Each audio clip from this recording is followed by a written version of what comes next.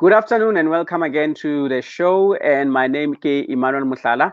And once again, we are at it. We are still talking the issue of grants today. And we have some interesting developments that has happened in the past few weeks that will probably be touching on this today. And today, since it's August, we've done some justice and we have ladies in the house. And then we are going to be talking to women on the issues of grants. I could say different kinds of grants as Mr. Mabi has been leading us in the past two sessions of this whole thing. And I would like to, firstly, before I go on, introduce my guests. And Renale, the two ladies, one of them, Eureka. How's Eureka? How are you? Good afternoon, Immanuel. Good afternoon, Immanuel. Good afternoon, viewers. I am very well, thank you. My name is Eureka Pius, and I am from the community of Kliptown in Soweto. Thank you. Mm-hmm. All right. Awesome. And then again, we have Princess on the also joining us. We have these two wonderful ladies. You will understand why I'm saying that they are wonderful. Sis Princess Machola, how are you? Good, thanks. And you, Abut Immanuel. All right. I hope I'm audible. Nice to have you. You are audible. We can hear you very well. Maybe I would like you ladies to introduce yourself. Probably starting with Eureka. Who are you and what do you do? Okay, so like I said, my name is Eureka. I am an activist in the community of Kliptown. I have recently been elected as part of the provincial coordinators for the Right to Know campaign. I also represent the Fight Inequality Alliance. I am part of the Pay the Grants campaign, and my political home in platform in political, consciousness building platform is always with Keep Left Socialism from Below. So that is who I am. Thank you. Oh, okay. Now that's good. I'm sure you will be explaining a lot to us about that and what the organization does and what's your day-to-day more like. And then since Princess Majola, tell us. Hi, everyone. My name is Princess Machola from Pimville, Soweto. I'm a secretary of United Front, Johannesburg region, coordinator, Gauteng coordinator of hashtag Pay the Grants, a member of Youth Unemployed Crisis Committee, a member of Gauteng Housing Crisis Committee, a founder of Pimville Community Forum. Just to name a few, and also a coordinator of community organizing working group, which is affiliated also to the SIM team, which is an organization that is campaigning around vaccine. The COVID-19 pandemic started last year. Thank you, Emmanuel. Oh, okay. So, ladies, back to it. We are having a little bit of an issue trying to get Mr. Mabe back online today. I'm sure he will join us later. But the interest now, I think it goes to you to explain to me the issues of the Pay the Grant and the basic what is it? Basic income grant, I think it is called, and your involvement in the matter and how far it is. Before you can get in there, I must probably raise there's two interesting things. I've seen an article earlier sometime during this week about the SASSA grants. That SASSA is actually publishing a green paper talking to the issue of the grants in our society and trying to make the taxpayers pay on those grants. And then, Sis Eureka, tell us maybe around what you do.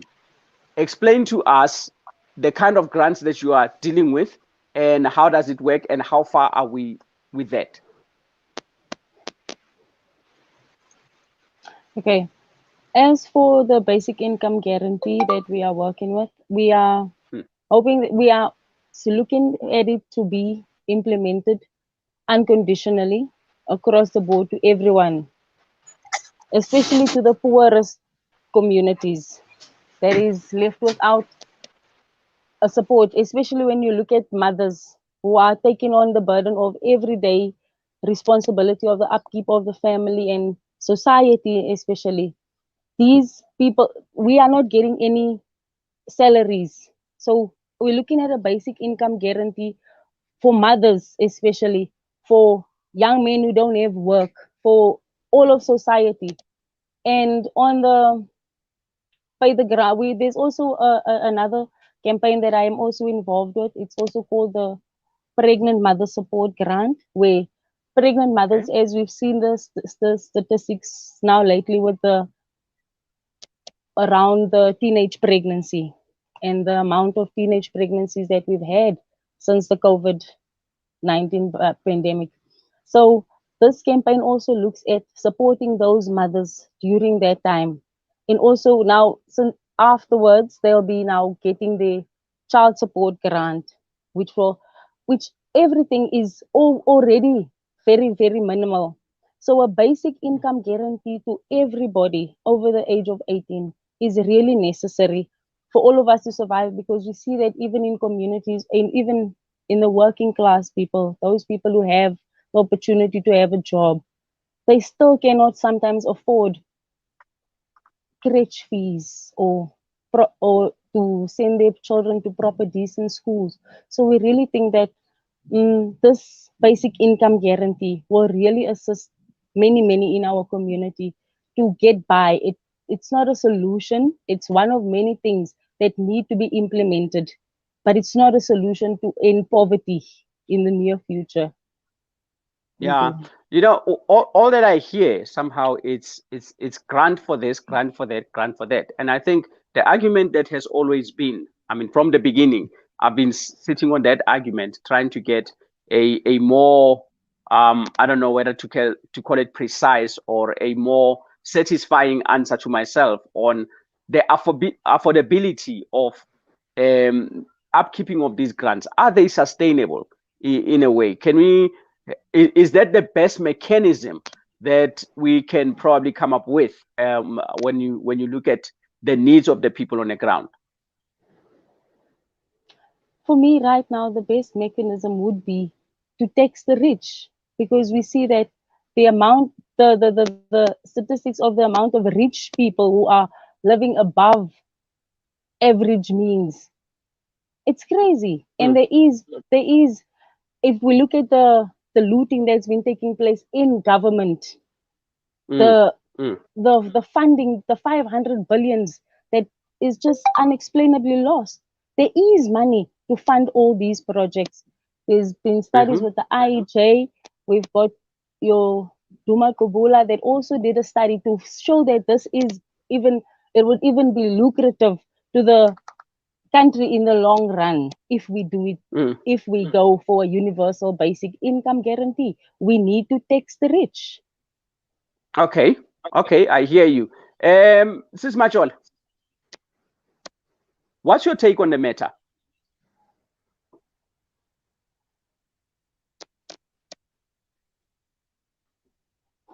Sis Princess?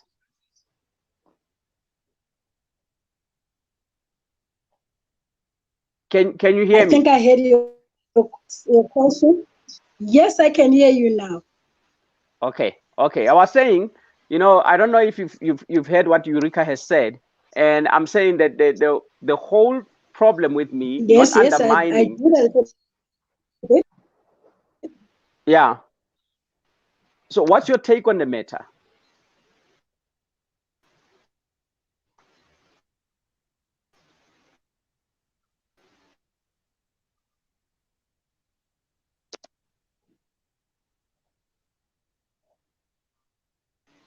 Okay, I'm The really part of struggling to. how this SRD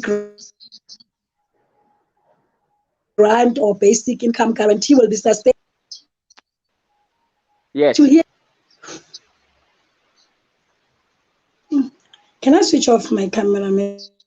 Yeah, maybe it will be better. It's fine. Yeah, you can switch off. Am I audible? My camera now.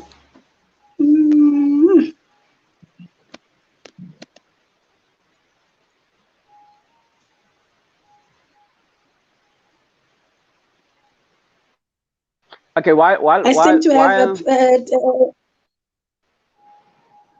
a connection issue. Okay, while this princess is trying to sort herself out and probably switch off the camera and try to sort the connection out. Eureka, can you hear me? Yes, I can hear you, Emmanuel. All right. Okay, maybe let's deal with it while we are waiting for Princess to come in and probably be audible so that we can be able to discuss the matter.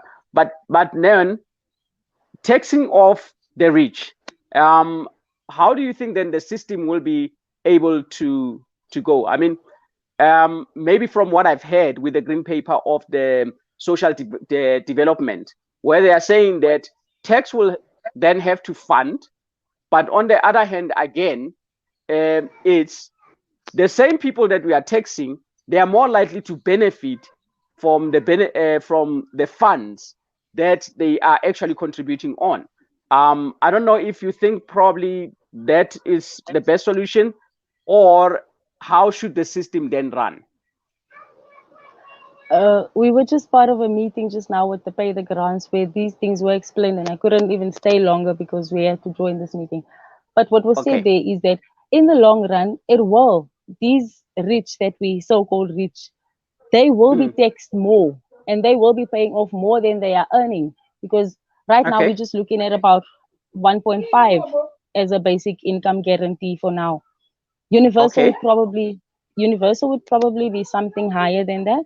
But for the basic income guarantee, it looks at the poorest of the poor, those who really don't have jobs, those who really don't have an income, those people.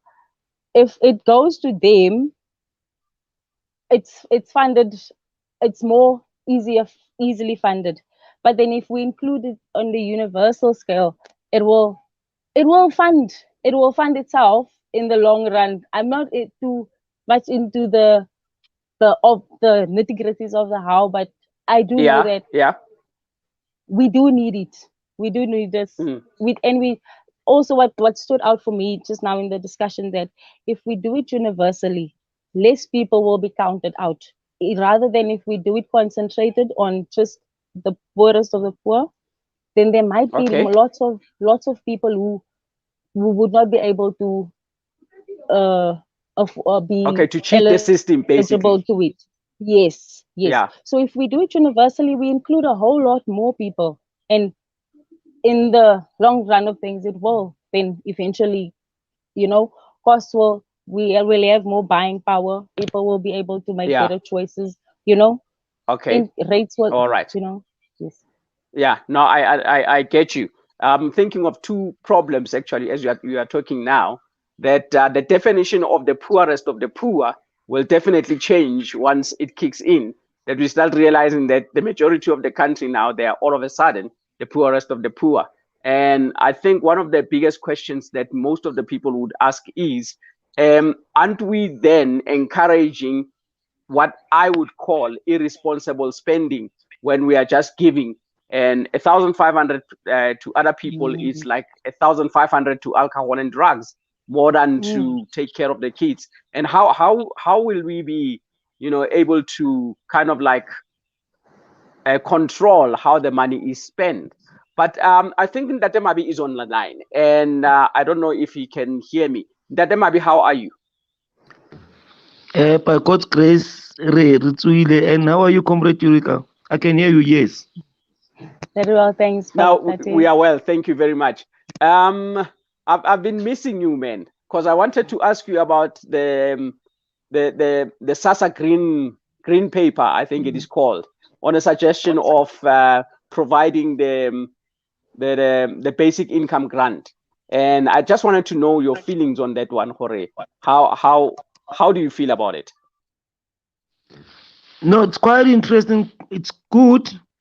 in the sense that it brings the debate to the Yeah. fore, because this Yeah. has been, yes, the discussion has been happening behind the scenes. Now it's bringing the discussion up front. That's the first thing. The Yeah. second thing is that it also covers areas that would have perhaps ignored or not even touched, in a sense that it's bringing up a proposal, a tax regime that is going to affect everybody. Now, this forces Yeah. everybody to come to the table, to come and present their case. Now, the dialogue becomes even much more inclusive, you know. Yes. Yes. But we think it is very progressive. One, the mere fact that there's an acknowledgement that the current system has actually failed to bring justice to the marginalized and the unemployed and the poorest of the poor. We need Yeah. a revised system. That is a serious acknowledgement, especially coming Yeah. from that angle. So Yes. Yes. Yes. basically, Yes. that's it. Yes. Okay. Yeah, I think one of the question is that I wanted to ask you when I read about the green paper was how does it make you feel, and how long in terms of a time frame? Somebody asked the question a couple of weeks ago that this is way overdue, and how long do you think it will take from this point on to actually a point of victory to say we will be having a basic income grant? Look, if one has to appreciate the process of making, of lawmaking, rather, I think it will begin to be functional.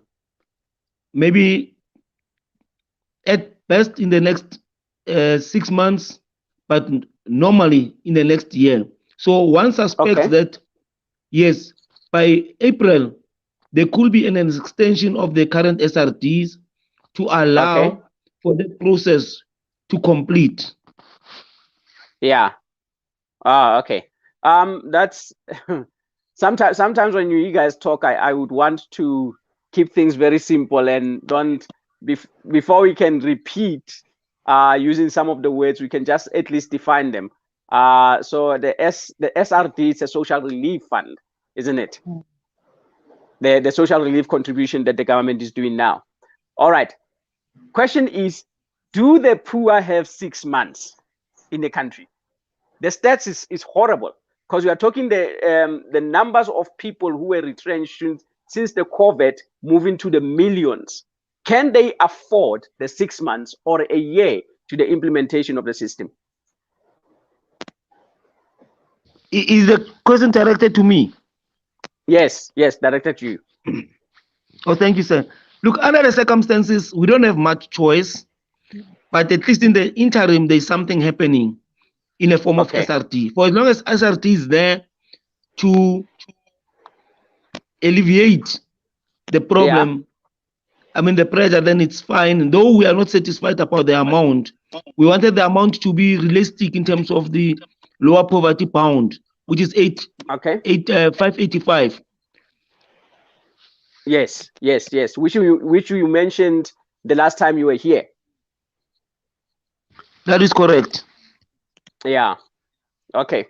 Now, when we spoke to you, Mr. Mabe, when we spoke last week in terms of the church involvement, I don't know if you remember that, and you have pointed out that we are at the point where the church needs to take leadership and the church needs to come together and build their own structures where they can seriously impact on the needs of the poor on the ground.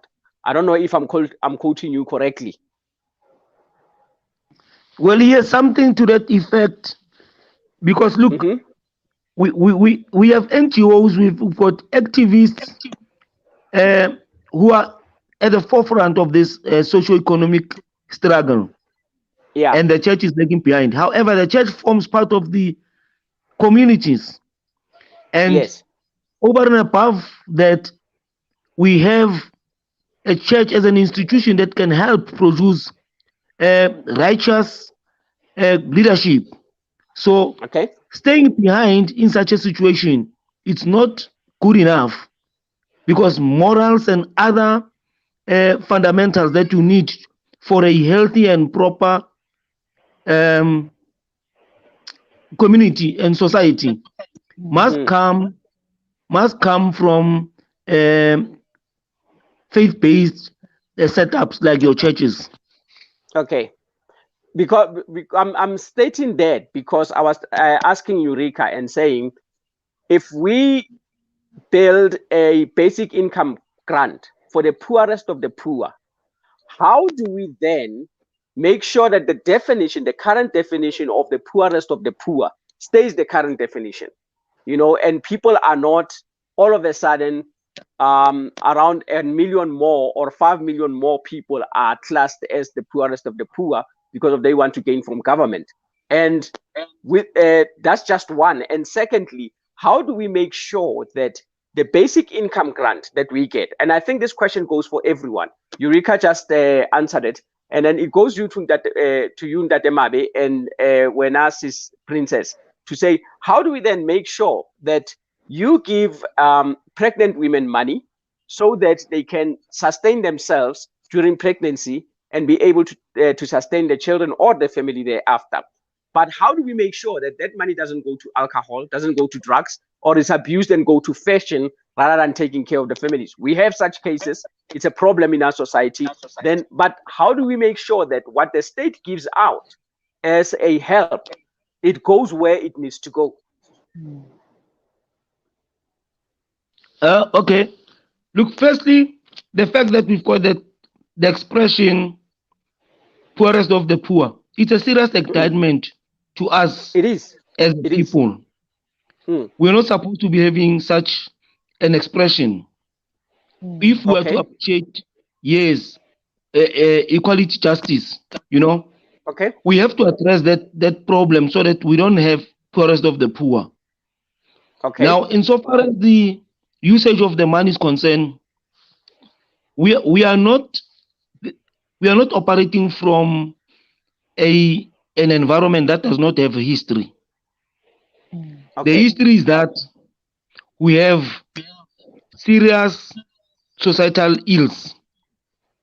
One of them is your drug, alcohol, and other abuses. Now we are rebuilding here. We are like people who are from a war situation. That is why institutions like churches and them, who are able to deal with the moral and other righteous issues, have to check up, because what we have lost, we cannot do anything about it. We have to work very hard to reshape and to make the society a born again kind of a society, if I may use that expression. Okay. And do you see that being possible? Because I'm looking at probably the birth of our democratic government in 1994. And in terms of youth development and our youth getting better, I think we have grown progressively worse because of, in terms of moral degeneration, and I'm wondering, like everybody else, I think, and my stand has always been there, that when we give the grants, aren't we encouraging our young people, more especially, to actually even lose more of their selves than anything else? I don't know. Eureka, I don't know if you would want to probably deal with that. Yes, thank you, Immanuel, for this opportunity. As I've said earlier, I'm also part of the Right to Know campaign, and we're looking at rooting back into communities, hey? So in this space, we need to go back to communities and rewire the mindset that communities are in. All right. Letting people know that there are things such as SMMEs that you can register to form co-ops, and this 1.5, this 350, first of all, that we are getting as an SRV grant. You asked the question earlier, can we wait that long? No, we cannot. There's mothers in dire situations out here. 350 rand is not enough to sustain I agree. a family. So we cannot wait for this basic income guarantee to be implemented, because there's mothers that's being abused because there's not food in the house, and she'll get a beating for that. But we need to get back into communities where we can rewire this whole situation. We need to reroute ourselves into communities, because it's only through education and through uplifting and showing the youth that there is better things to do, such as forming co-ops that can better, when there's construction going on or opportunities within the community, we have our own people that is willing and able to work. It's not to say that if they get a 1.5, it's not a salary. Even a salary nowadays is not enough. So people are not going to become lazy. I look at it as people are going to be empowered. Women will be able to make choices. Do I want to stay in this abusive relationship? I can go and rent somewhere else to keep my kids to raise my kids in a better situation. So I don't see this as being detrimental to society. I see it as uplifting, but it's gonna take us to help and to retrain society and to go back and to get into our communities to show them that there's a better way. There is better opportunities out here, Okay. I think maybe it is as a follow-up thing. We should also note it's easier to say something and write it on paper. And things always make sense in black and white. But practically, not everyone is business-minded. And maybe it's something to also keep up there. Keep in mind to say, we really do need a very fast and very effective community development, if I can put it that way, where we can build community economics. But I wish we can have people that can be responsible for that, also noting that not every person is entrepreneurial. So we need people to start businesses, but also with the hope of trying to employ others. Yes. That's for sure. Sis Princess, what's your take on the issue of the matter of the abuse of the grant, both by people who will want to identify with the poorest of the poor so that they can get more? In actual fact, it is so shocking. I'm sure we know in the past that you find government employees being on the list of grants. Not that only they are employed, but they are employed by the same system, the government, who is giving to the poor. And they are on the list. How do we make sure? Sis Princess, in your spheres, what do you think should be done on that matter?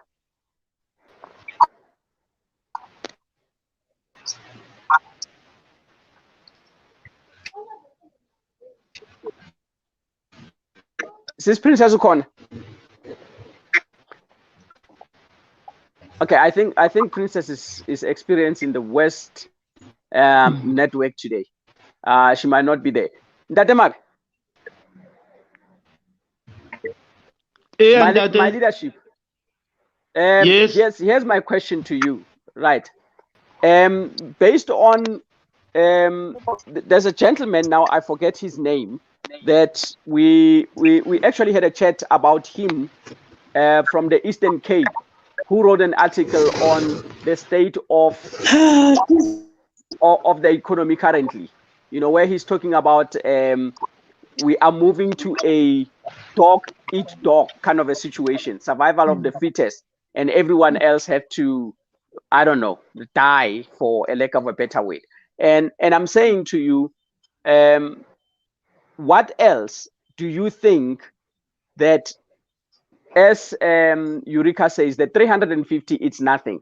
While we are waiting for the 350, what do you think the government should be doing currently in order to deal with the state of the country's economy?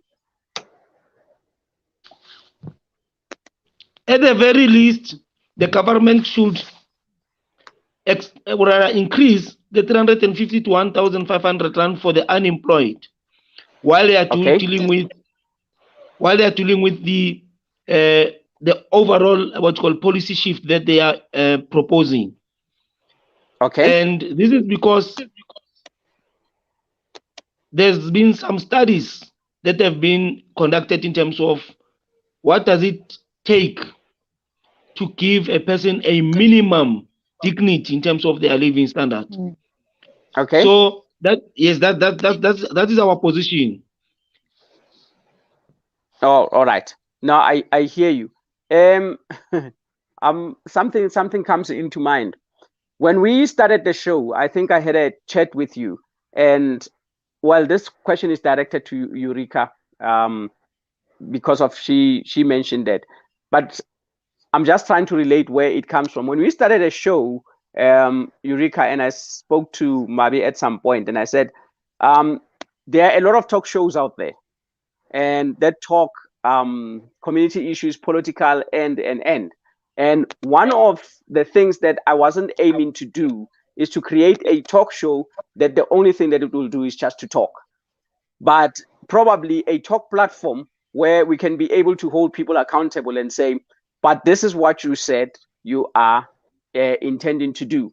And the reason I'm asking about what is it that we are doing, or the government should be doing, or what should be happening in our local communities in the meantime, is that we can visit you 3 months later and say, Eureka, according to, last time when you spoke and said these are the things that we should. When you mention rewiring, I'm thinking, what is it that we should be doing in terms of rewiring our communities? And I would like to hear some suggestions from you, or probably what your organization is already doing that we can probably look at and come back and say 3 months later, how far have you gone about this? Is there probably anything?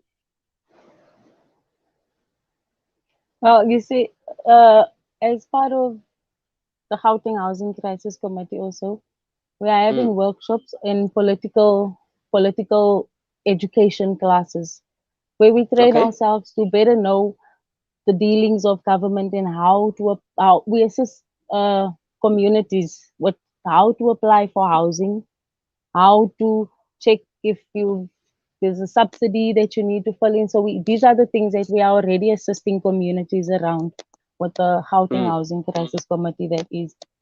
Also, just having, political upbuilding and community upbuilding classes where we can, like your food, with another project that we've also been in is agriculture, teaching people the importance of agriculture and how to have a sustainable home garden. Those are the things that we're working around in these spaces. Okay, so is there a training program on that one? No, we are ourselves still in training. We are involving ourselves in training processes so that we can take this back to our communities. But also a more recent thing that we need to be involved in is the application of the SRD grants. We see that only one person can apply with one number, and we also see that it will also be checked if this number is then recorded on your name. So with all these things, there's many people in our communities who don't have a cell phone, who don't have even a SIM card registered on their name. And these are the things that we are trying now to assist with. But we need, with the recent SRD grants that people got, many people were scammed, many people lost their money. So it's not easy for them to just trust us. So with the pay the grants, we're looking at getting permits out to communities where we can have reliable people that will be working with the grants. And this will be ongoing so that 3 months down the line, when somebody is not receiving their pay grant, they can come back and query with us and we can assist them further. So in that way, we also would like to ensure that those people in our communities who don't have access to WhatsApp and to SMSs and all these things also receive their grants. So then that's where we now need to also check in with SASSA as to how will these payments also then be taking place, because we see there's one system that says you can even get to your your FNB e-wallet money transfer. So how will these things then be working? These things, there's many in our community who don't even know how to use the bank. So these are all things that we need to assist our communities with. I hear you. Ntatemad, based on what Eureka just said, I'm wondering, and I think it goes to you. If Princess is back, maybe to you guys. Kaofela ga lona. My question is, I hear the term pay the grant, and I hear the SRDs, and I'm wondering how well are people educated about these grants? And it's not the only two grants. I mean, I'm sure there's different forms of grants. How well are people educated about this? And what is it that you are doing to try and educate people about the grants that are there? Mr. Mabi? Comrade Princess.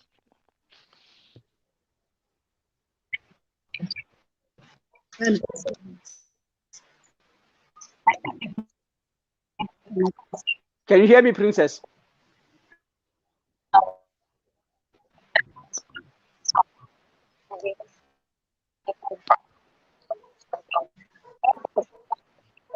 No, I realize, Comrade Princess, we cannot hear you. Yeah, no, I think she's bad. The line is bad. It's just coverage where she is.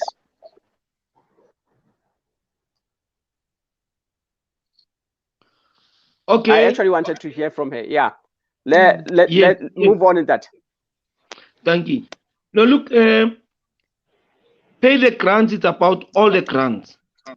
Yes. Whether it's caregiver grant, whether it's old age grant, it is about all the grants.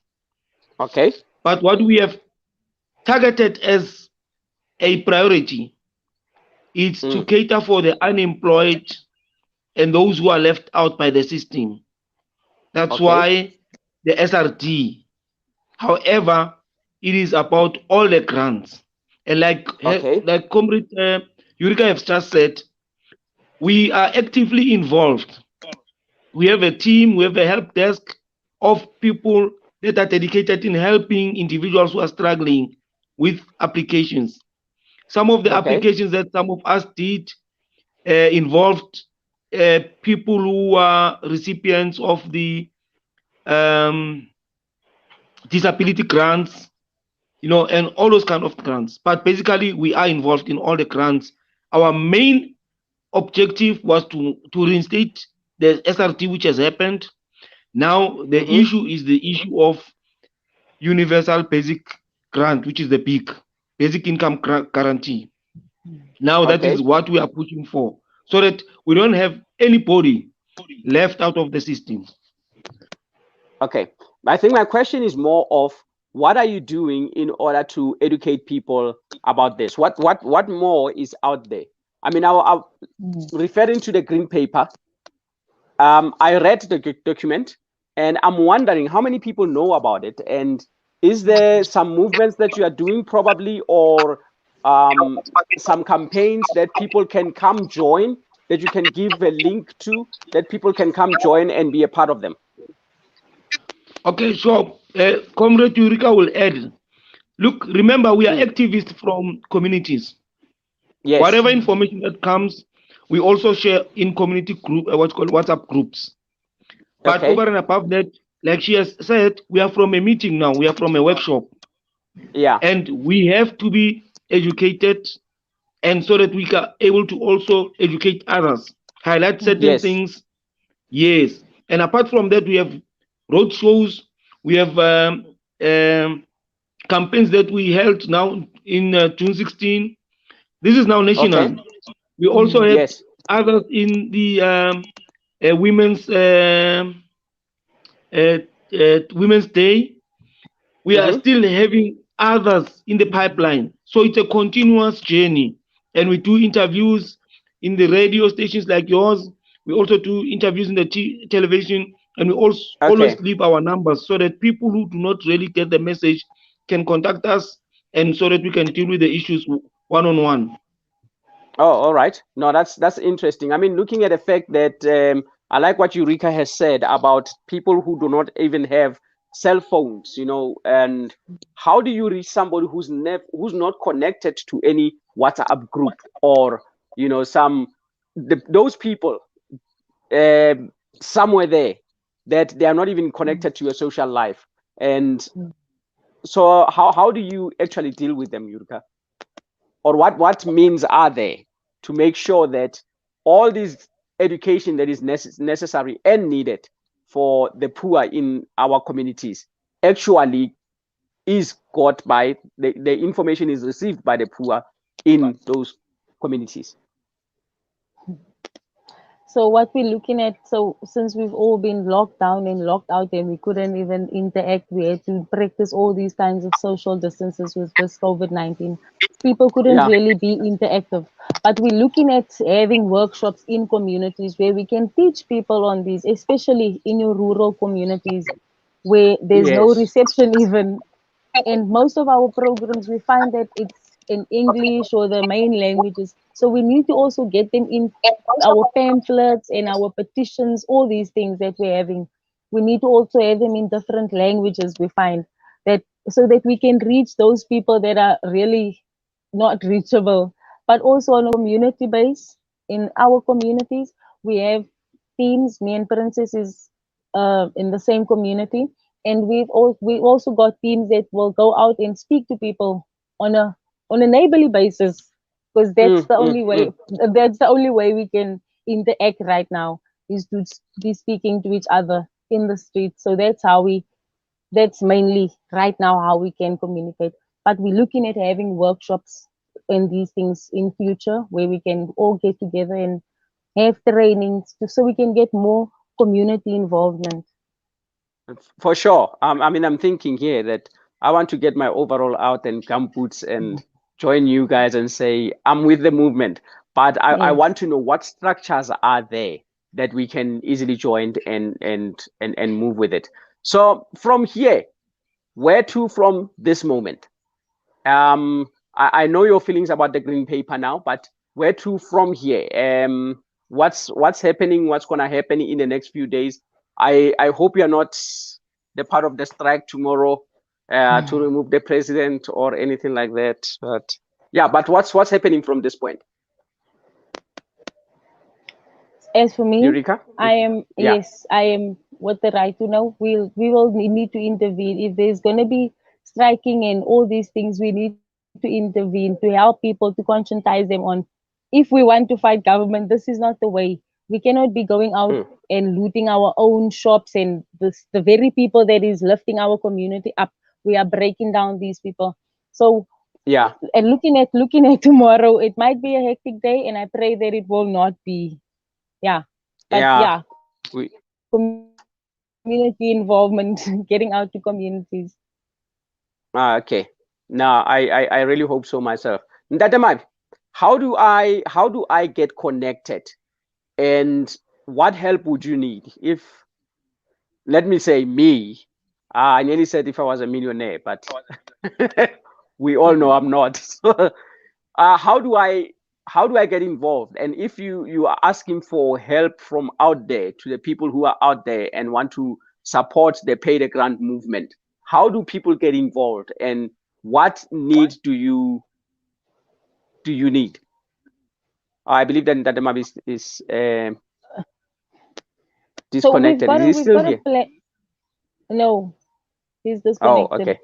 But we've got a platform, the Pay the Grants platform. There's a WhatsApp group. I think I'll send you the link afterwards, or so that you can join, or you can send it with your views, share it with your viewers. So as for Pay the Grants, we have a link, we have a group. We trying to go provincial group, have provincial groups also, not trying, but we do have provincial groups. So we have a Gauteng group, Eastern Cape, so that people in their respective provinces can also join. Provinces. So right now we also having a meeting where we also selecting provincial leaders, provincial coordinators, so that when we do have actions and we do go out and we do have our action days of protesting, so that it can be provincially and it can be felt everywhere to make a loud bang, because we do need a basic income guarantee. We do. Sis Princess Mohlala, whenever you think your connection is working, please give us a shout and say something. Let's hear you.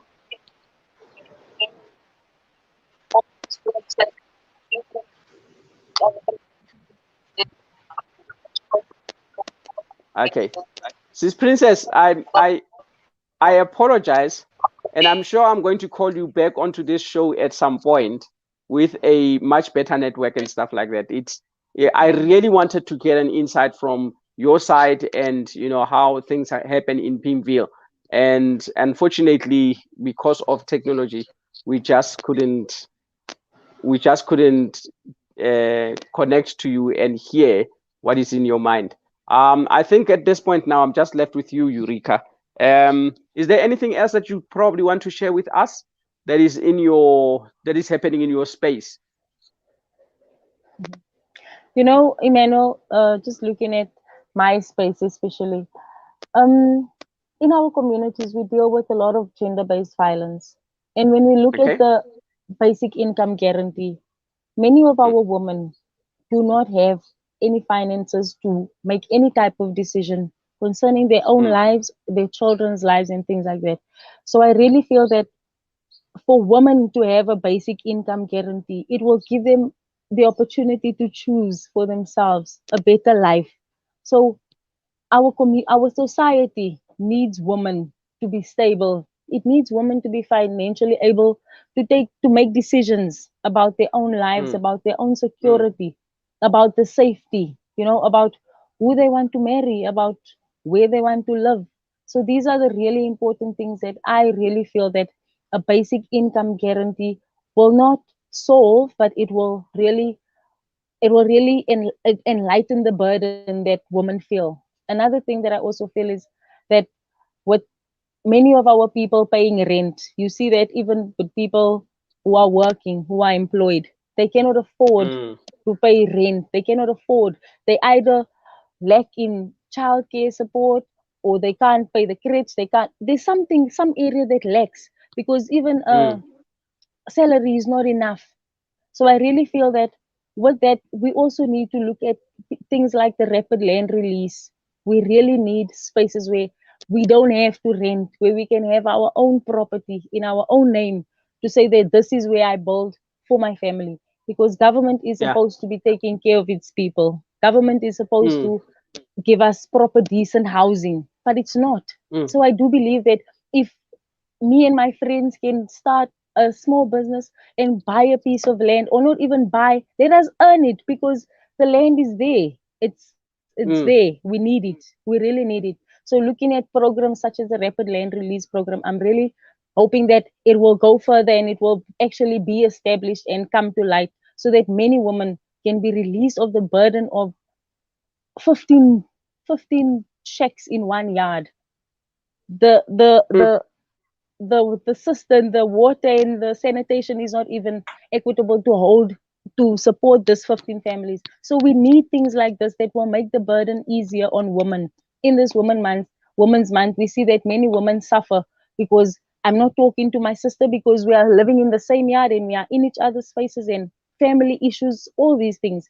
So we really need many things, especially land, especially this basic income guarantee, Emmanuel. These are little things that will help ease the burden of women in this time. Thank you very much, Emmanuel. I hear you. I think at some point we actually have to get you back and talk about these issues, especially finances for women, and try to deal with find ways of resolving them because of even the crime issues. I think Princess is back. If even the crime issues in our community that are based purely on financial issues, as you say, because women cannot make choices. Their choices are made by provision. And because of, if they want to survive with the children, then they have to stay in abusive relationship. And the land issue is also another hot issue on the table that I think we have to get a speaker who is well informed in the matter, is well informed in the matter to deal with, and we should probably discuss it even further and that at some point. So do expect me to call you back at some point and say, come, let us talk about this matter. And then in those areas, do you have Facebook links or something where people can say, I'm very passionate about this subject, I also want to be a part of a movement, that you can probably give us later on? Okay. As for the Gauteng Housing Crisis Committee, that is also one of the areas that I'm involved with, based in Gauteng. So I'll also then forward that platform's information to you.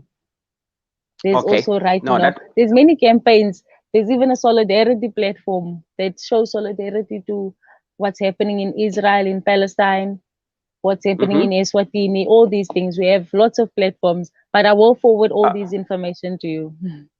Oh, okay. No, we'll appreciate, and you will speak to one of our content producers who will probably put this information on our I nearly said WhatsApp page, on our Facebook and YouTube page for people to know where to go in order to be able to talk to you. Sis Princess, am I seeing you? Can I hear you? We're about to close. Am I audible now? Now we can hear you. It's like you were hiding. Wow, this was it's fine. Okay. Yeah, no. Now just quickly, don't worry, just quickly, tell us more about, you've been hearing the conversation. Is there anything that is in your heart that you would want to get out there?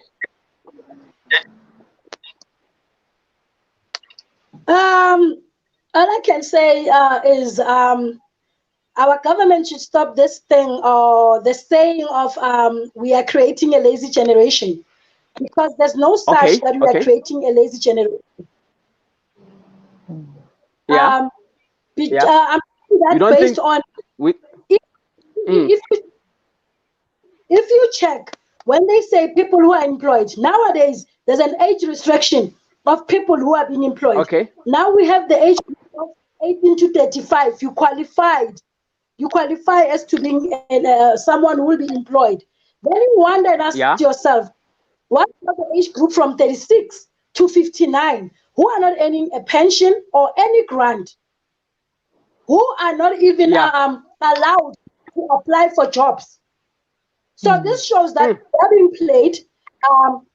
We are being clustered or classified into different classes, so that the government is playing this rule and divide tactic, so that the poorest of the poor and the working class can fight amongst themselves.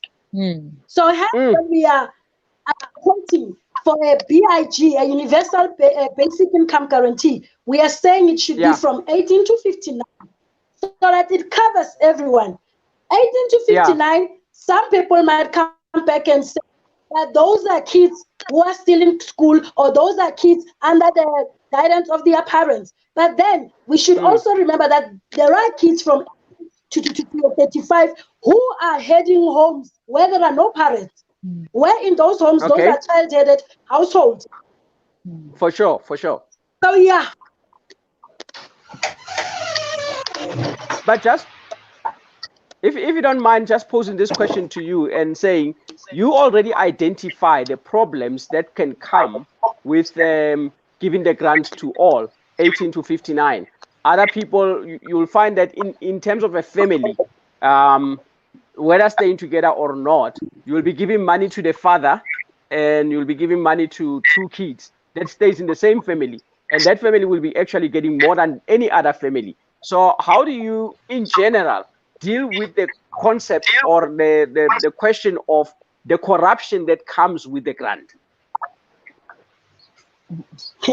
I think if we speak about the corruption that comes with the grant, maybe we might be directing that to our government or the officials at DSP or the officials who are in charge. But when it comes to the poorest of the poor or the working class, there's no corruption. I mean, Immanuel, if you take, let's say, in a household where there's the mother and 3 kids, and maybe the mother is earning that SRG grant 350, and both the 3 kids are earning 350. If we add that amount, it's 1.4, which is the basic income grant that we are advocating for. It's for sure. 1.4 per month. So still there's no corruption there. That money won't make that household or those people in that house to be rich. I actually sometimes wonder. And that money. Yes, go on. No, I'm listening. I'm done. Oh, okay. I was saying that I actually wonder because of when you look at the issue of corruption in government.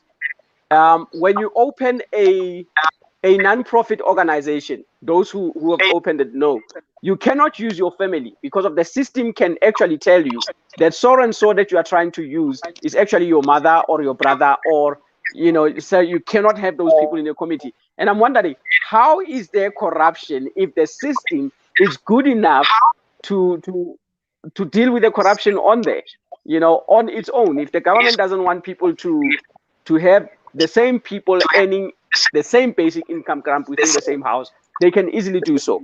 But yeah, I hear you. I'm just supporting you that it's not the poor that are mostly corrupt in these issues, but it's probably the people in government themselves. But I hear you. Any other last thing that you would want to say before we close? Or maybe if I can ask you, Princess, to also tell us, how do we get hold of you? What movements are you pushing? And where people can find you, even out of Facebook, with those movements?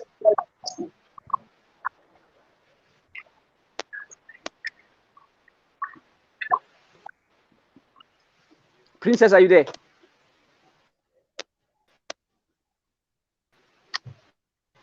Man, Eureka, I feel bad. I mean, Princess was...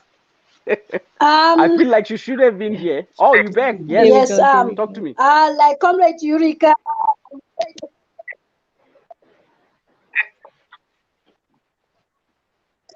ITC, like I said, you can find us there, pay the grant. United Front is an organization that is affiliated to the labor union, and SAFTU. So you can find us at... Okay.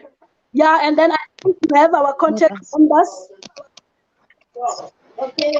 So we'll send... I'll also send you the contact numbers or the WhatsApp groups of all these organizations we are linked to, so that people who want to join us can be assisted in that way.